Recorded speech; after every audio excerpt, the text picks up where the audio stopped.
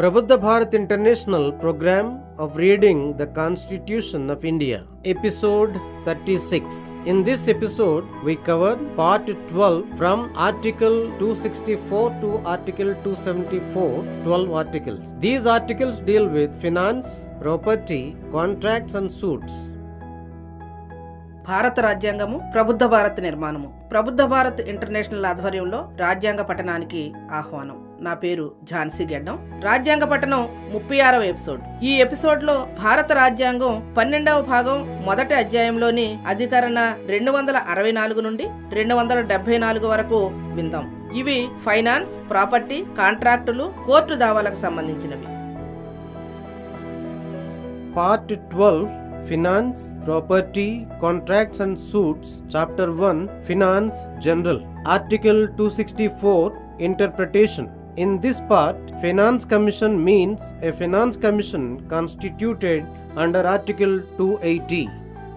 12వ భాగము ద్రవ్యము, ఆస్తి, కాంట్రాక్టులు మరియు దావాలు. 1వ అధ్యాయము ద్రవ్యము లేదా ఆర్థిక అంశాలు, సాధారణ విషయాలు. అధికరణ 264.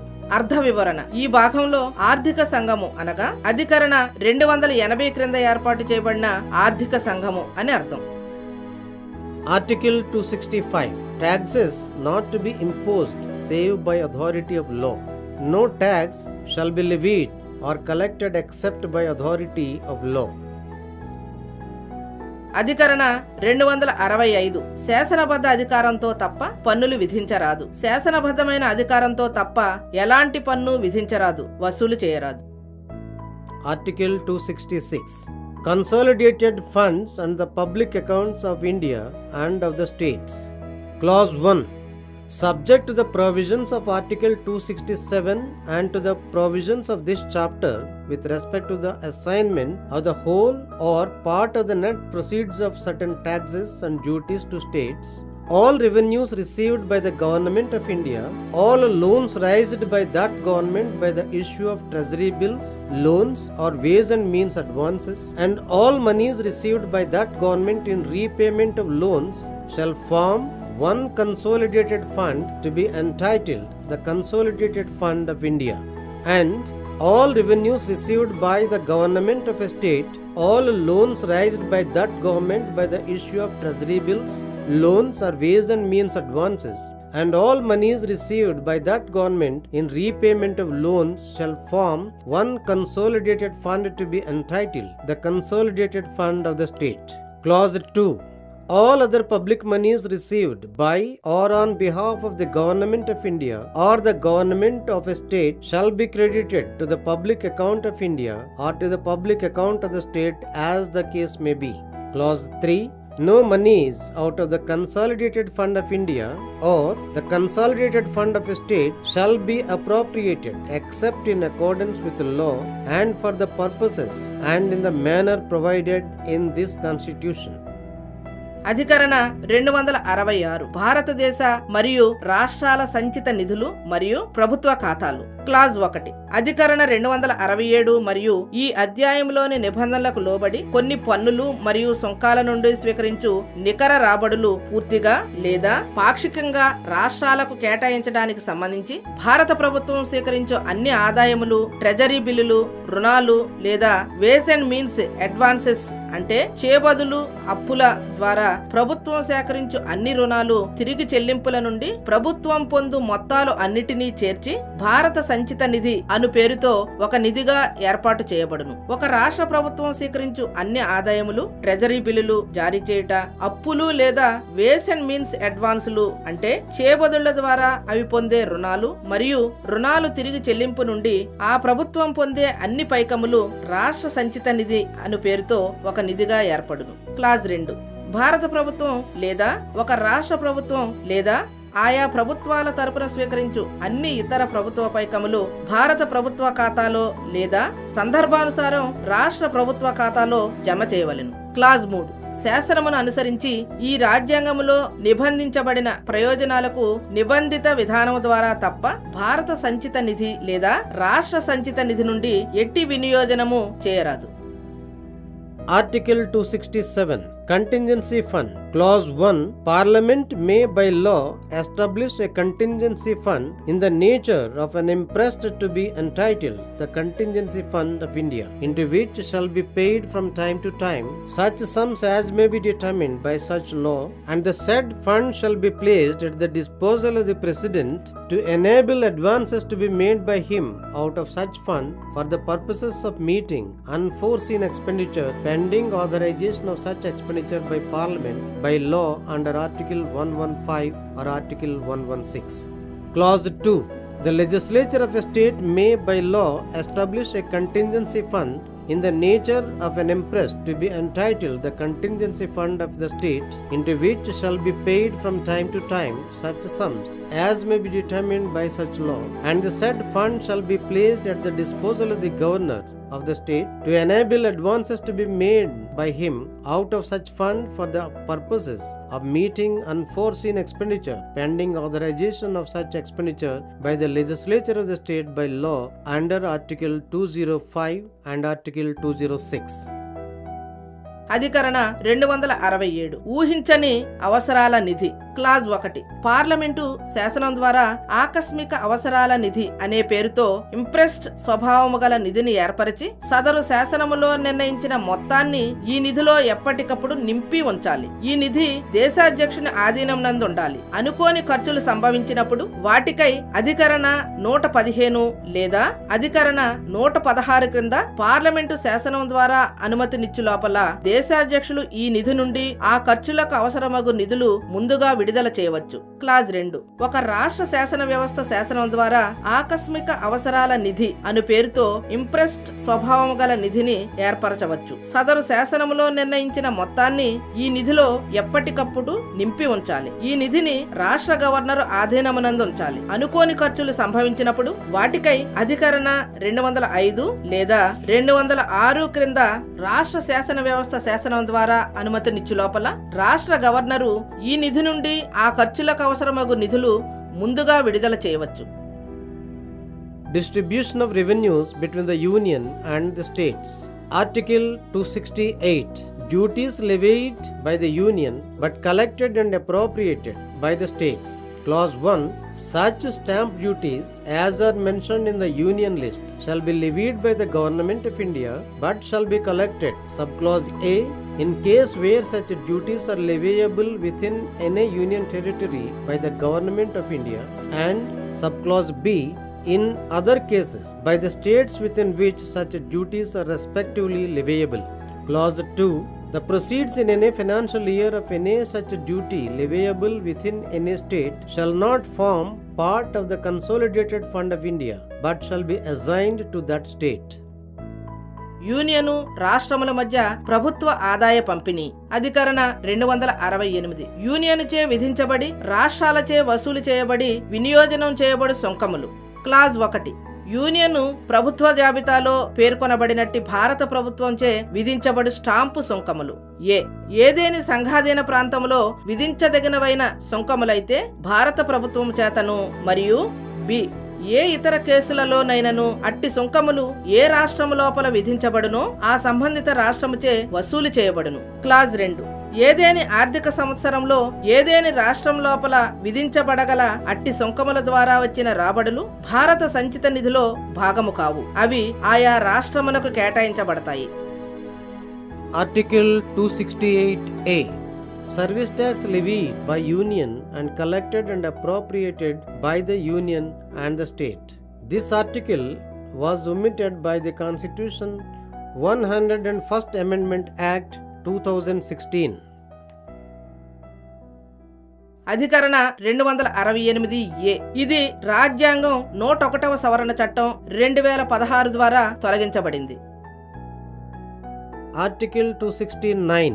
Taxes levied and collected by the Union but assigned to the states. Clause 1. Taxes on the sale and purchase of goods and taxes on the consignment of goods except as provided in Article 269A shall be levied and collected by the Government of India but shall be assigned and shall be deemed to have been assigned to the states on or after the first day of April 1996 in the manner provided in clause 2. Explanation. For the purposes of this clause, subclause A, the expression taxes on the sale or purchase of goods shall mean taxes on sale or purchase of goods other than newspapers where such sale or purchase takes place in the course of interstate trade or commerce. Subclause B, the expression taxes on the consignment of goods shall mean taxes on the consignment of goods, whether the consignment is to the person making it or to any other person, where such consignment takes place in the course of interstate trade or commerce. Clause 2, the net proceeds in any financial year of any such tax, except in so far as those proceeds represent proceeds attributable to Union territories, shall not form part of the Consolidated Fund of India, but shall be assigned to the states within which that tax is leviable in that year, and shall be distributed among those states in accordance with such principles of distribution as may be formulated by Parliament by law. Clause 3, Parliament may by law formulate principles for determining when a sale or purchase of or consignment of goods takes place in the course of interstate trade or commerce. అధికరణ 269 union ప్రభుత్వముచే విధించబడి మరియు వసూలు చేయబడి రాష్ట్రములకు కేటాయించబడు పన్నులు. Clause 1, సరకుల అమ్మకము లేదా కొనుగోలుపైన పన్నులు, సరకుల అప్పగింతపైన పన్నులు union ప్రభుత్వముచే విధించబడి వసూలు చేయబడతాయి. కానీ నిబంధన 2లో పొందుపరిచిన విధంగా 1/4/1996 తేదీ లేదా ఆ తరువాత నుంచి రాష్ట్రాలకు కేటాయించబడతాయి లేదా కేటాయించబడినట్లు పరిగణించబడతాయి. విశదీకరణ. ఈ నిబంధన ప్రయోజనాల నిమిత్తం క్లాజ్ ఏ, సరుకుల అమ్మకము లేదా కొనుగోలుపై పన్నులు అనగా వార్తాపత్రికలు మినహా సరుకుల అమ్మకము లేదా కొనుగోలు అంతర్రాష్ట్ర వ్యాపార లేదా వాణిజ్యాలలో ఎక్కడైనను అట్టి అమ్మకము లేదా కొనుగోలుపై చోటు చేసుకున్న పన్ను అని అర్థము. క్లాజ్ బి, సరుకుల అప్పగింతపై పన్ను అనగా సరుకుల కన్సైన్మెంటుతో దానిని చేసిన వ్యక్తికే చేయబడినను లేక ఎవరేని ఇతర వ్యక్తికి చేయబడినదైనను అంతర్రాష్ట్ర వ్యాపారం వాణిజ్యం చోటు చేసుకున్నట్టి సరుకుల కన్సైన్మెంటుపై పన్ను అని అర్థము. క్లాజ్ 2, ఏదేని ఆర్థిక సంవత్సరంలోని ఏదేని అట్టి పన్ను నికర రాబడులు అవి సంఘాధీన ప్రాంతముల రాబడులకు సంబంధించినంత మేరకు తప్ప భారత సంచిత నిధిలో భాగము కావు. అయితే ఆ సంవత్సరములో ఆ పన్ను ఏ రాష్ట్రాలలో విధించబడి ఉండునో ఆ రాష్ట్రములకు దానిని కేటాయించి పార్లమెంటు శాసనం ద్వారా రూపొందించి పంపిణీ సూత్రం ప్రకారం ఆ రాష్ట్రముల మధ్య పంపిణీ చేయవలెను. క్లాజ్ 3, పార్లమెంటు శాసనం ద్వారా అంతర్రాష్ట్ర వ్యాపార వాణిజ్యాలలో సరకుల అమ్మకము లేదా కొనుగోలు లేదా అప్పగింత ఎప్పుడు జరుగును అను దానిని నిర్ణయించు సూత్రములను రూపొందించవచ్చును. Article 269A, levy and collection of goods and services tax in course of interstate trade or commerce. Clause 1, goods and services tax on supplies in the course of interstate trade or commerce shall be levied and collected by the Government of India, and such tax shall be apportioned between the Union and the states in the manner as may be provided by Parliament by law on the recommendations of the Goods and Services Tax Council. Explanation. For the purposes of this clause, supply of goods or of services or both in the course of import into the territory of India shall be deemed to be supply of goods or of services or both in the course of interstate trade or commerce. Clause 2, the amount apportioned to a state under clause 1 shall not form part of the Consolidated Fund of India. Clause 3, where an amount collected as tax levied under clause 1 has been used for payment of the tax levied by a state under article 264A, such amount shall not form part of the Consolidated Fund of India. Clause 4, where an amount collected as tax levied by a state under article 246A has been used for payment of tax levied under clause 1, such amount shall not form part of the Consolidated Fund of the state. Clause 5, Parliament may by law formulate the principles for determining the place of supply and when a supply of goods or of services or both takes place in the course of interstate trade or commerce. అధికరణ 269 ఏ అంతర్రాష్ట్ర వ్యాపార వాణిజ్య లావాదేవీలలో సరుకులు సేవల పన్ను విధింపు వసూలు. Clause 1 అంతర్రాష్ట్ర వ్యాపార వాణిజ్య లావాదేవీలలో సరఫరాపై సరుకులు సేవల పన్ను భారత ప్రభుత్వంచే విధించబడి వసూలు చేయబడుతుంది. అట్టి పన్నును అంటే సరుకులు సేవల పన్నుల మండలి సిఫార్సులపై పార్లమెంటుచే చేయబడిన చట్టమును అనుసరించి భారత ప్రభుత్వం మరియు రాష్ట్ర ప్రభుత్వముల మధ్య కేటాయించబడుతుంది. విశదీకరణ: ఈ నిబంధన నిమిత్తము భారత భూభాగములోని దిగుమతి అయ్యే సరుకులు లేదా సేవలు లేదా రెండింటి సరఫరాను అంతర్రాష్ట్ర వ్యాపార వాణిజ్యాలలో సరుకుల సేవల సరఫరాగా భావించబడును. క్లాజ్ 2 నిబంధన 1 క్రింద ఒక రాష్ట్రమునకు కేటాయించబడిన మొత్తము భారత సంచిత నిధిలో భాగము కాదు. క్లాజ్ 3 నిబంధన 1 క్రింద విధించి వసూలు చేయబడిన పన్ను పైకము అధికరణ 246 ఏ క్రింద రాష్ట్రం విధించిన పన్ను చెల్లింపు కోసము ఉపయోగించిన సందర్భంలో అట్టి మొత్తము భారత సంచిత నిధి యొక్క భాగము కాదు. క్లాజ్ 4 అధికరణ 246 ఏ క్రింద రాష్ట్రంచే విధించబడి వసూలు చేయబడిన పన్ను మొత్తము నిబంధన 1 క్రింద విధించిన పన్ను చెల్లింపు కోసము ఉపయోగించబడితే అట్టి మొత్తము రాష్ట్ర సంచిత నిధిలో భాగము కాదు. క్లాజ్ 5 అంతర్రాష్ట్ర వ్యాపార వాణిజ్య లావాదేవీలలో సరుకులు సేవలు లేదా రెండింటి సరఫరా ఎక్కడ చోటు చేసుకుందో నిర్ణయించడానికి తగు సూత్రములను పార్లమెంటు చట్టముచే రూపొందించవచ్చు.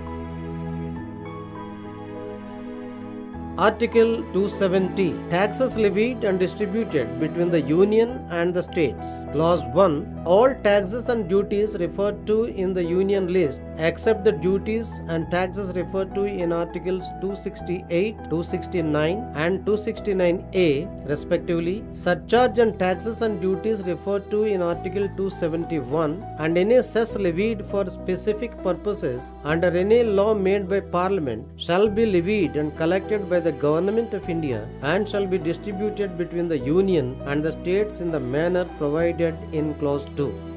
Clause 1A The tax collected by the Union under Clause 1 of Article 246A shall also be distributed between the Union and the states in the manner provided in Clause 2. Clause 1B The tax levied and collected by the Union under Clause 2 of Article 246A and Article 269A, which has been used for payment of tax levied by the Union under Clause 1 of Article 246A, and the amount apportioned to the Union under Clause 1 of Article 269A, shall also be distributed between the Union and the states in the manner provided in Clause 2. Clause 2 Such percentage as may be prescribed of the net proceeds of any such tax or duty in any financial year shall not form part of the consolidated fund of India, but shall be assigned to the states within which that a tax or duty is leviable in that year, and shall be distributed among those states in such manner and from such time as may be prescribed in the manner provided in Clause 3. Clause 3 In this article, prescribed means 1. Until a finance commission has been constituted, prescribed by the President by order, and 2. After a finance commission has been constituted, prescribed by the President by order, after considering the recommendations of the finance commission. అధికరణ 270 union రాష్ట్రముల మధ్య విధించబడి పంపిణీ చేయబడు పన్నులు. Clause 1 వరుసగా 268, 269, 269 ఏ అధికరణలలో ప్రస్తావించబడినవి మినహాయించి union జాబితాలో ప్రస్తావించబడిన అన్ని పన్నులు, సుంకములు మరియు అధికరణ 271లో పేర్కొనబడిన పన్నులు మరియు సుంకములపై సర్చార్జీలు మరియు నిర్దిష్ట ప్రయోజనముల నిమిత్తం పార్లమెంటు చేసిన ఏదేని శాసనము క్రింద విధించిన ఏదేని సుంకమును భారత ప్రభుత్వము చేతనే విధించబడి వసూలు చేయబడతాయి. అవి నిబంధన 2లో పొందుపరచబడ్డ రీతిలో యూనియను మరియు రాష్ట్రముల మధ్య పంపిణీ చేయబడతాయి. క్లాజ్ 1A అధికరణ 246 ఏ నిబంధన 1 క్రింద యూనియన్ చే వసూలు చేయబడిన పన్నును కూడా నిబంధన 1లో నిబంధించిన రీతిగా యూనియను మరియు రాష్ట్రముల మధ్య పంపిణీ చేయబడును. క్లాజ్ 1B అధికరణ 246 ఏ నిబంధన 2 మరియు అధికరణ 269 క్రింద యూనియన్ విధించి వసూలు చేసిన పన్నును అధికరణ 246 నిబంధన 1 క్రింద యూనియన్ విధించిన పన్ను చెల్లింపు కోసము ఉపయోగించినది మరియు అధికరణ 269 నిబంధన 1 క్రింద యూనియన్ కు కేటాయించబడిన మొత్తము కూడా నిబంధన 2 ప్రకారము యూనియను మరియు రాష్ట్రముల మధ్య పంపిణీ చేయబడును. క్లాజ్ 2 ఏదైనా ఆర్థిక సంవత్సర పన్నులు సుంకముల నికర రాబడుల మొత్తము నుంచి నిర్ణీత శాతము భారత సంచిత నిధిలో భాగము కాదు. అది ఆ సంవత్సరము ఆ పన్నులు సుంకములు విధించబడు రాష్ట్రములకు కేటాయించబడును. ఆ మొత్తము నిబంధన 3లో పొందుపరచబడిన రీతిలో నిర్ణయించబడినట్టి సమయం నుండి ఆయా రాష్ట్రాలకు పంపిణీ చేయబడును. క్లాజ్ 3 ఈ అధికరణలో ప్రిస్క్రైబ్డ్ అనగా ఆర్థిక సంఘము ఏర్పాటు చేయబడు వరకు దేశాధ్యక్షుని ఉత్తర్వు ద్వారా నిర్ణయించబడినది అని మరియు ఆర్థిక సంఘము ఏర్పాటు తరువాత ఆర్థిక సంఘ సిఫారసులను పరిగణించిన తరువాత దేశాధ్యక్షుడు ఉత్తర్వు ద్వారా నిర్ణయించినదని అర్థము. Article 271 Surcharge on certain duties and taxes for the purposes of the Union. Notwithstanding anything in Article 269 and 270, Parliament may at any time increase any of the duties or taxes referred to in those articles except the goods and services tax under Article 246A by a surcharge for purposes of the Union, and the whole proceeds of any such surcharge shall form part of the Consolidated Fund of India. అధికరణ 271 union అవసరాల కోసం కొన్ని రకాల సుంకములు పన్నులపై surcharge. 269 270వ అధికరణలో దేనితోనూ నిమిత్తము లేకుండా parliament ఎప్పుడైనాను అధికరణ 246 క్రింద విధించు సరుకులు సేవల పన్ను మినహాయించి పై అధికరణలలో పేర్కొనిన ఏవైనా సుంకములను లేదా పన్నులను యూనియన్ అవసరాల నిమిత్తం సర్చార్జి విధించుట ద్వారా పెంచవచ్చును. అట్టి ఏదైనా సర్చార్జిని విధించుట ద్వారా వచ్చిన రాబడుల మొత్తము భారత సంచిత నిధిలో భాగమవును. Article 272 Taxes which are levied and collected by the Union and may be distributed between the Union and the state. This article was omitted by the Constitution 80th Amendment Act 2000. అధికరణ 272 యూనియన్ చే విధించబడి వసూలు చేయబడి union రాష్ట్రముల మధ్య పంచదగిన పన్నులు. రాజ్యాంగం 80వ సవరణ చట్టము 2000 ద్వారా ఈ అధికరణ తొలగించబడింది. Article 273 Grants in lieu of export duty on jute and jute products. Clause 1 There shall be charged on the Consolidated Fund of India in each year as grants in aid or the revenues of the states of Assam, Bihar, Odisha and West Bengal in lieu of the assignment of any share of the net proceeds in each year of export duty on jute and jute products to those states, such sums as may be prescribed. Clause 2 Sums so prescribed shall continue to be charged on the Consolidated Fund of India so long as any export duty on jute or jute products continues to be levied by the Government of India or until the expiration of 10 years from the commencement of this Constitution, whichever is earlier. Clause 3 In this article, the expression prescribed has the same meaning as in Article 270. అధికరణ 273 జనుము జనపనార వస్తువులపై ఎగుమతి సుంకమునకు బదులు గ్రాంట్లు. Clause 1 Assam, Bihar, Orissa, పశ్చిమ బెంగాలు రాష్ట్రాలకు ప్రతి సంవత్సరము జనుము జనపనార వస్తువుల ఎగుమతి సుంకపు విధింపు వల్ల వచ్చే నికర రాబడులలో ఏదేని వాటా ఇవ్వడానికి బదులుగా చెల్లించడానికి నిర్ణీత మొత్తములను ఆయా రాష్ట్రాల ఆదాయానికి సహాయక గ్రాంటుగా భారత సంచిత నిధికి ఛార్జీ చేయబడును. క్లాజ్ 2 యూనియన్ ప్రభుత్వం జనుము మరియు జనపనార వస్తువులపై ఏదేని ఎగుమతి సుంకము విధింపు కొనసాగునంత కాలము లేదా ఈ రాజ్యాంగం ప్రారంభమైనప్పటి నుండి 10 సంవత్సరాలు ముగియుటలో ఏది ముందో అంతకాలము అట్లు నిర్ణయించిన మొత్తములు యూనియన్ ప్రభుత్వ సంచిత నిధికి ఛార్జీ చేయబడుతుంటాయి. క్లాజ్ 3 ఈ అధికరణలో నిర్ణయించిన అనే పదానికి 270వ అధికరణలో ఉన్న అర్థమే ఉంటుంది. Article 274 Prior recommendations of President required to bills affecting taxation in which states are interested.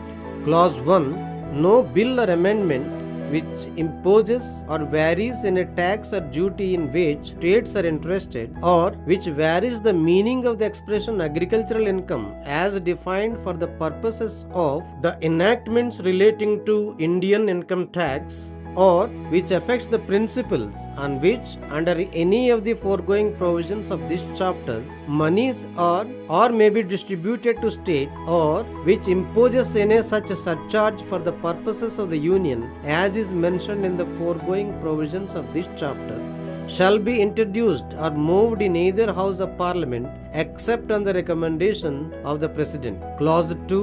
In this article, the expression tax or duty in which states are interested means: subclause A tax or duty, the whole or part of the net proceeds whereof are assigned to any state, or subclause B, a tax or duty by reference to the net proceeds whereof sums are for the time being payable out of the consolidated fund of India to any state. With this, episode 36 completes.